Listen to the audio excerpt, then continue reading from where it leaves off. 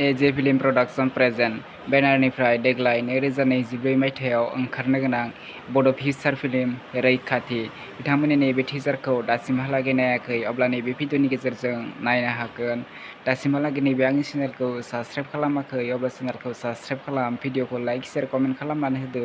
बेफोरबायदि गोदान गोदान भिडिअ आपडेट लानानै फैयो। बे भिडिअआव खास महरै दङ मोगथां नार्जारि, सनालि गयारि, फुलुमनि नार्जारि, जवाहरलाल बसुमतारि, दनेस्वर बसुमतारि, निजोम बसुमतारि, रिंसार खाख्लारि, मनालिसा बसुमतारि आरो गोबां आर्टिस्टफोरखौ नैबे भिडिअनि गेजेरजों नोंथांमोना नुनो मोनगोन।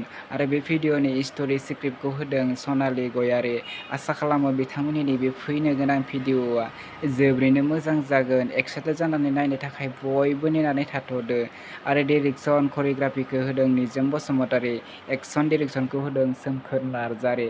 लोगोफोर नोंथांमोना बिथांमोननि नैबे भिडिअखौ नायनो थाखाय बयबो नेनानै थाथ'दो।